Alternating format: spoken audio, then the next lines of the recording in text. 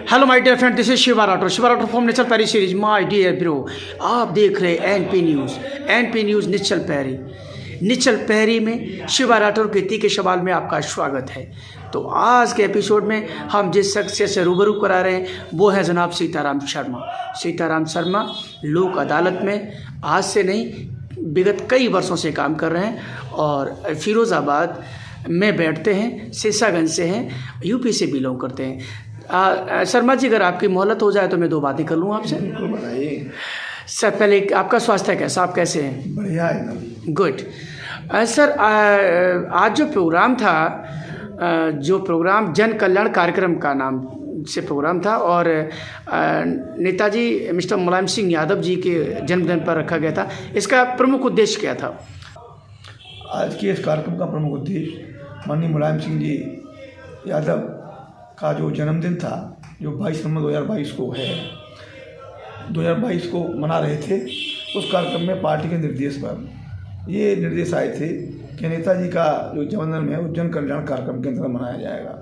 इस कार्यक्रम में रक्त डोनेशन का कार्यक्रम था, वस्त्र वितरण का कार्यक्रम था, फल वितरण का। सर, परशुराम के वंशज हैं, आपकी आवाज़ में कड़क होनी चाहिए जी। आप परशुराम के वंशज हैं, आपकी आवाज़ में कड़क होना चाहिए। आपकी आवाज़ धीमी कैसे पड़ गई, ये बताइए। उसी कार्यक्रम के अंतर्गत जी, ये कार्यक्रम आयोजित किया गया था। इस कार्यक्रम में चूँकि नेताजी के ऐसे कुछ संस्मरण हैं जो नगर सिरसागंज की जनता से भी जुड़े हुए हैं, जनपद की जनता से जुड़े हुए हैं। क्योंकि नेताजी ने यहाँ सुगाव से चुनाव भी लड़ा था, उससे मुख्यमंत्री बने थे, तो वो जन जन को जानते भी थे और तमाम संस्मरण ऐसे हैं जो लोगों के साथ उनके हुए हैं। तो लोगों की भावनाएं थी कि हम नेताजी का जो जन्म दिवस है वो जन कल्याण रूप में मनाने की व्यवस्था करें।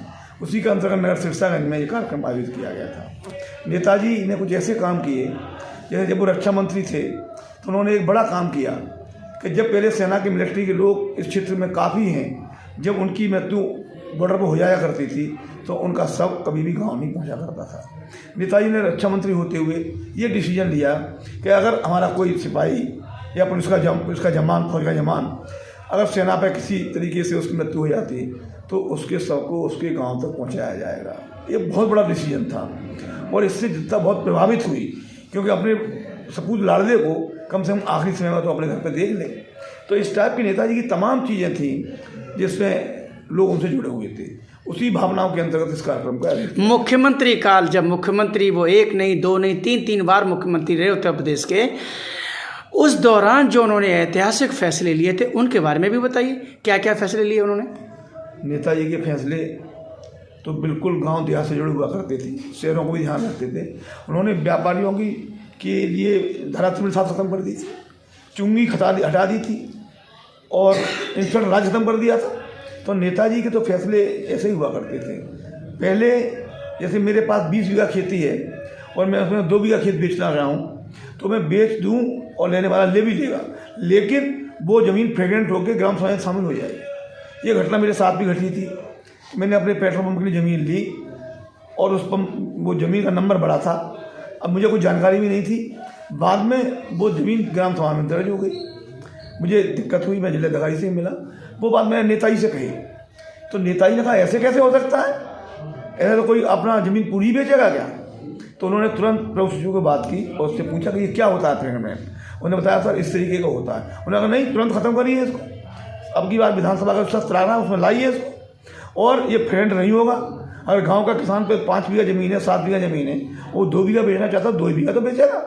अगर इस तरह का कानून चलेगा तो वो कभी पूरी ज़मीन चली जाएगी उसकी। और अगला सत्र जैसे ही आया उस पर कानून बना और कानून बन के तमाम जो लोगों के काम पड़े हुए थे वो सब हुए, उसमें मेरा भी काम हुआ। सिरसागंज नगर की जनता के लिए 30 सेकंड में कोई महत्वपूर्ण संदेश देना चाहेंगे जनाब शर्मा जी? सिरसागंज की जनता नेताजी की बड़ी परम भक्त है, क्योंकि नेताजी के ज़माने में जो विकास कार्य नगर सिरसागंज में हुए हैं अविस्मरणीय हैं।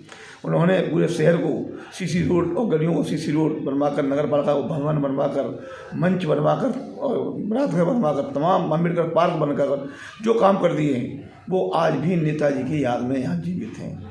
इसलिए सिरसागंज की जनता का माननीय मुलायम सिंह से असीम प्रेम है। विद्यालय को पीजी कराना बड़ा काम था, आज की महिला विद्यालय को उन्होंने पीजी करा दिया था। तो नेताजी इस तरीके के काम 2 सेकंडों में करते थे और तुरंत आगे घोषणा भी करते थे। और ये सिरसागंज में भी हुआ था। उन्हीं की वजह से आज शहर पूरा सीसी रोड में चल रहा है। 17 सालें हो गई हैं। नगर की गलियाँ, नगर की सड़कें, नगर पालिका भवन, ये सारी चीज़ें आज भी उसका ज्वलंत उदाहरण है कि नेताजी की यादगार में सब चीज़ें चल रही हैं।